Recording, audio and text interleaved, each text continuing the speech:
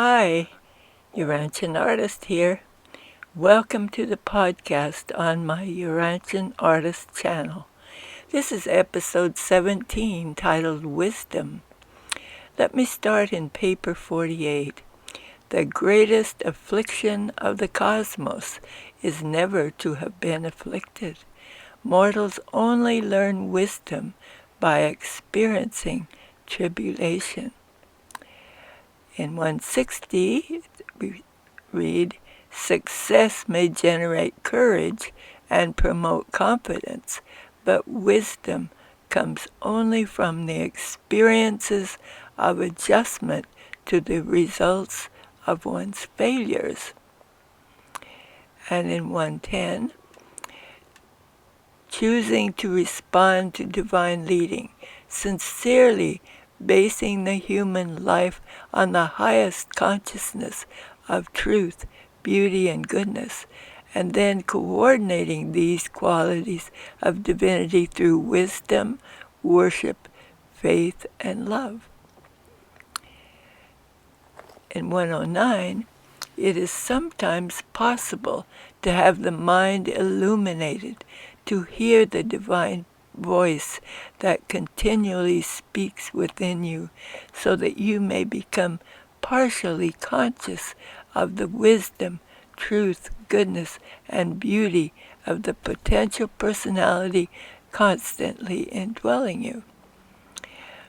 And in 110, adjusters are able to receive the continuous stream of cosmic intelligence coming in over the master circuits of time and space. They are in full touch with the spirit intelligences and energy of the universes. But these mighty indwellers are unable to transmit very much of this wealth of wisdom and truth to the minds of their mortal subjects because of the lack of commonness of nature and the absence of responsive recognition. In 111, mind is your ship, the adjuster is your pilot, the human will is the captain. The master of the mortal vessel should have the wisdom to trust the divine pilot to guide the ascending soul into the Urantia harbors of eternal survival. Only by selfishness, slothfulness, and sinfulness can the will of man reject the guidance of such a loving pilot and eventually wreck the mortal career upon the evil shoals of rejected mercy and upon the rocks of embraced sin.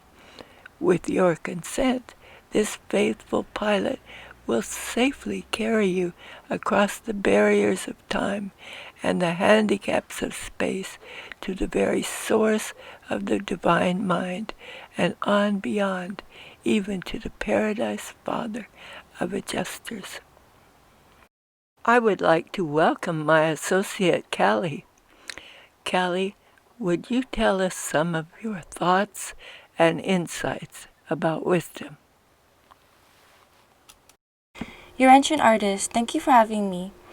UrantianArtist, in paper 133 it says, it was at that Ganed had a long talk with Jesus regarding the difference between knowledge, wisdom, and truth.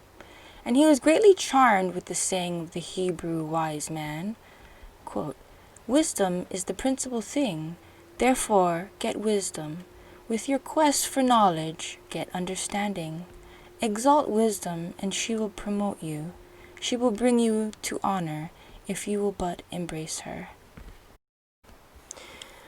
Also, in paper 141, it says, the Master displayed great wisdom and manifested perfect fairness in all his dealings with his apostles and with all of his disciples.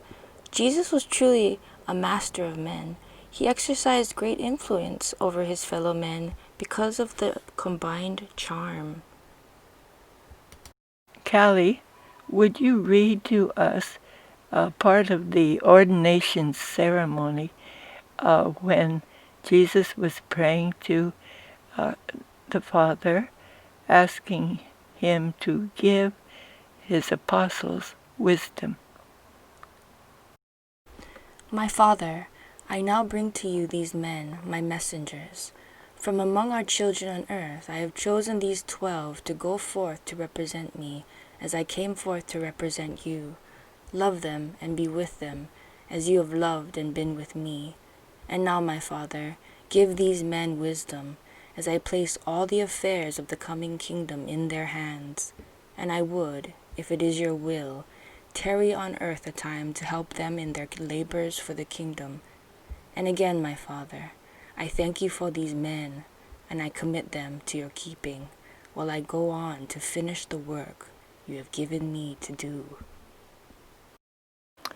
Cali, would you read us in paper 146 when Jesus explained that it was important for all of us to pray for divine wisdom?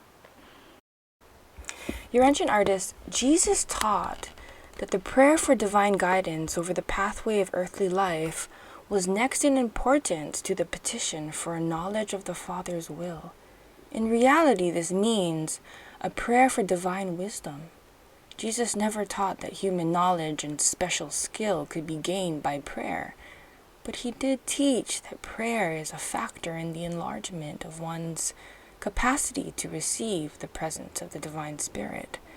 When Jesus taught his associates to pray in the Spirit and in truth, he explained that he referred to praying sincerely and in accordance with one's enlightenment to praying wholeheartedly and intelligently, earnestly, and steadfastly.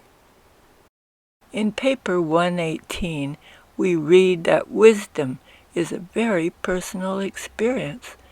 We can't even read about it in the Urantia revelation and feel that we have it. We have to experience tribulation and failures and overcome them in order to receive wisdom. So it is evident that to read about wisdom in the Urantia revelation doesn't give us wisdom. Wisdom is earned through experience and your capacity for spiritual receptivity. In paper 118, we learn more about how to further our spiritual maturity and receive wisdom. Experience, wisdom, and judgment are the concomitants of the lengthening of the time unit in mortal experience. As the human mind reckons backward into the past, it is evaluating past experience for the purpose of bringing it to bear on a present situation. As mind reaches out into the future, it is attempting to evaluate the future significance of possible action.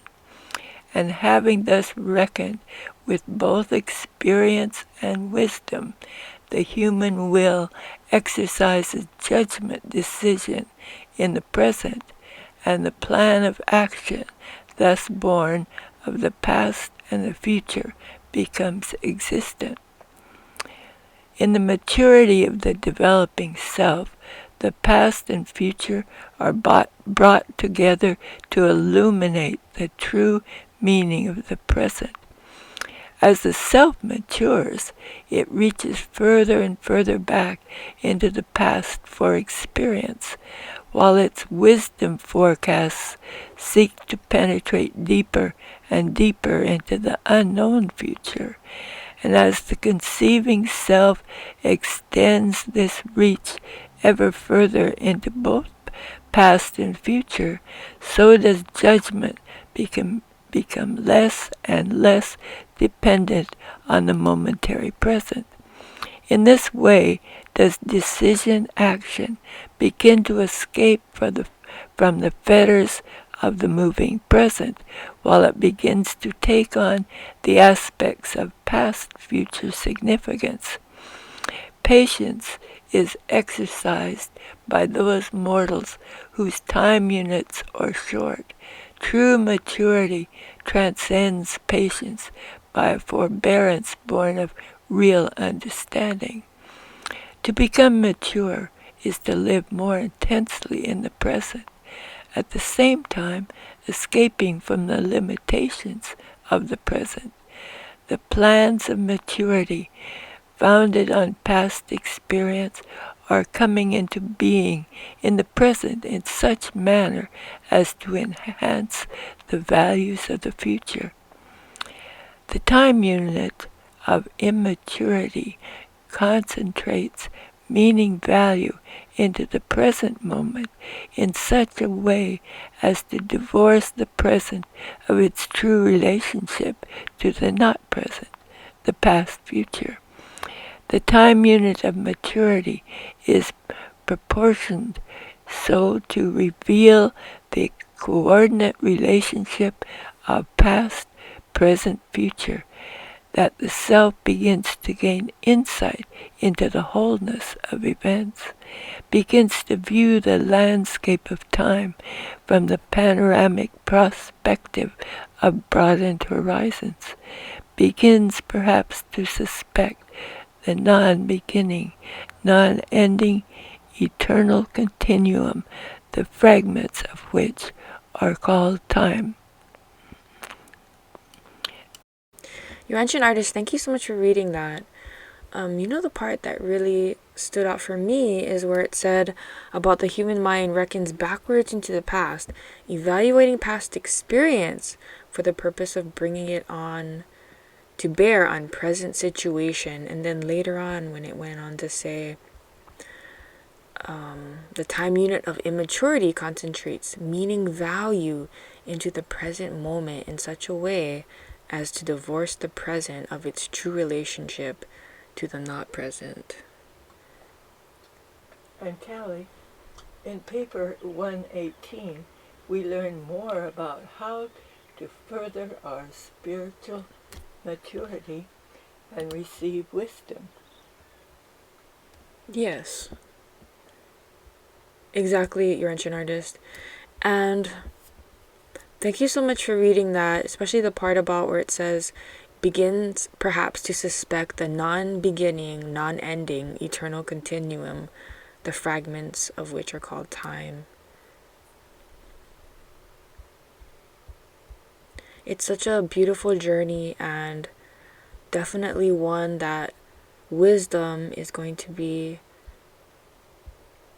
something that facilitates us to have success.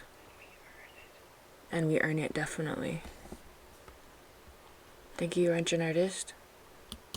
Thank you very much, Cali, for sharing your insights and being my associate.